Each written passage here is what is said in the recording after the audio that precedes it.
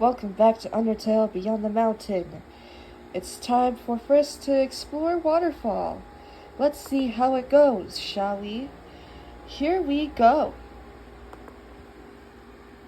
Chapter 14, Breakfast at Grill Base. Dear Diary, it seems like we're back in the underground. It's been a month since we were on the surface. It's been a while. I have missed all my friends. I missed Hotland. I missed Waterfall. But there is one thing I miss the most, my childhood. Right now, I am in a sad state. I feel like nobody likes me anymore. I didn't think everyone will watch me anymore, so I cancelled my own show. I don't think my cousins care about me anymore. The worst thing is I think Frisk hates me.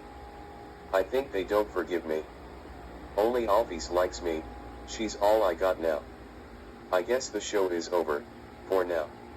Signed, MTT.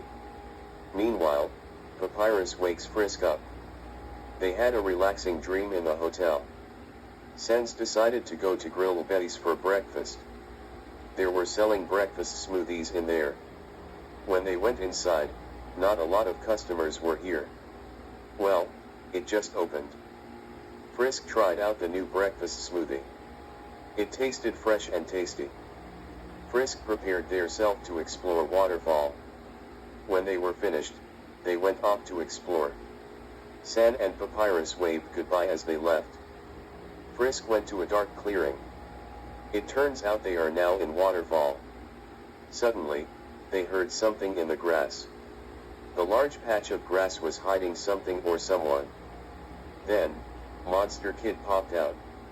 Monster Kid, or MK for short, is known for being an energetic little monster. He wants to explore with Frisk. Both children went off. Chapter 15, Finding Undyne. The first thing Monster Kid wants to see is Undyne. Frisk was worried about Undyne.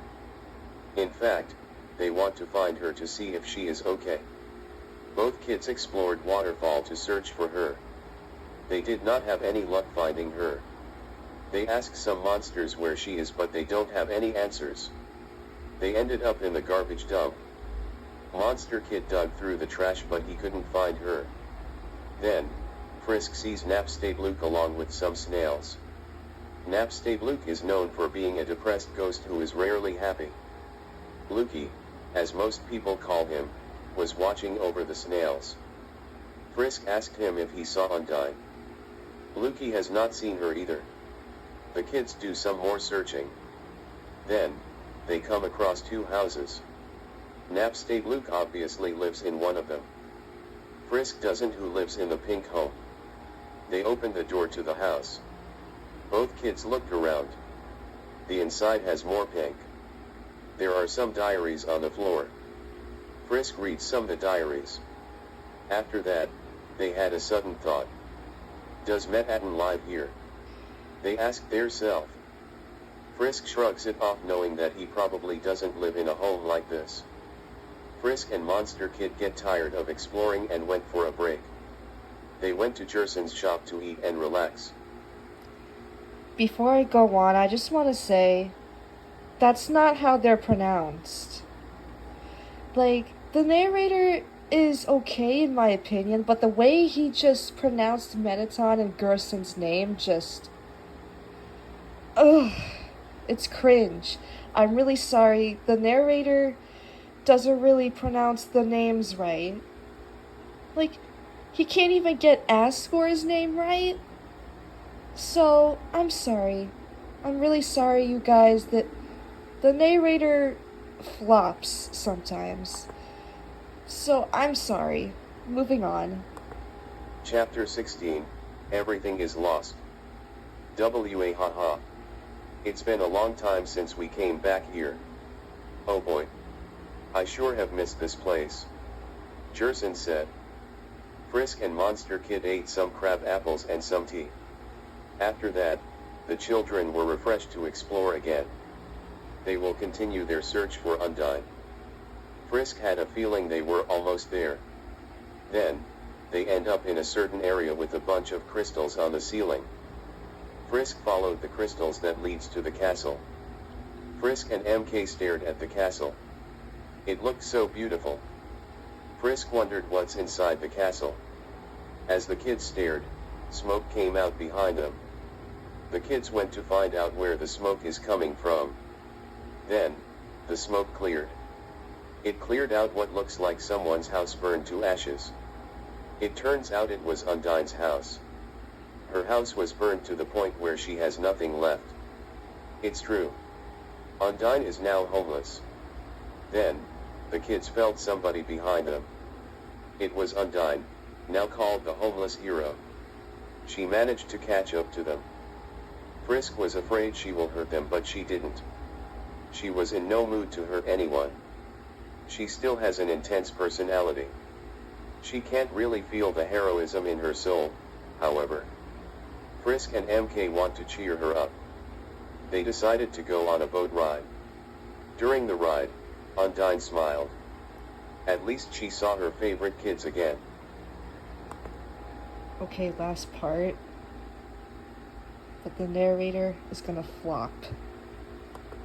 Chapter 17. Meanwhile in the lab. Dr. Alphys is known for being the royal scientist. She is usually shy, but she is pretty clever. Metatton is known to be the underground's greatest entertainer. However, Metatton felt sad. He knows that Frisk hates him and basically everyone else. Alphys still likes him. After all, she built him and always cared about him. Metatton wants to apologize to Frisk, but he's worried they automatically won't forgive him. Alphys told him to stay positive. Then, he left the lab. Metatton walked around Waterfall. He indeed felt like garbage, just like his cousin. What's the use? What kind of entertainer am I? Would they ever watch me again? No siree. Metatton questioned himself. He went to the castle. As he stared at the distance, he thinks he failed everyone, including the king. Then, he heard Frisk, Monster Kid, and Undyne talking. Metatton, not wanting anyone to see him, runs away back to his house. And that's it. Again, I apologize for the mispronunciations that my narrator gives me, and I'm so sorry. That's not how their names are pronounced. Like, it's supposed to be Ascor and not Askery. It's supposed to be Metatton, not Metatton. And it's supposed to be Gerson, not Jerson. So, I apologize for that, but still, I hope you guys like this, and I'll see you guys later.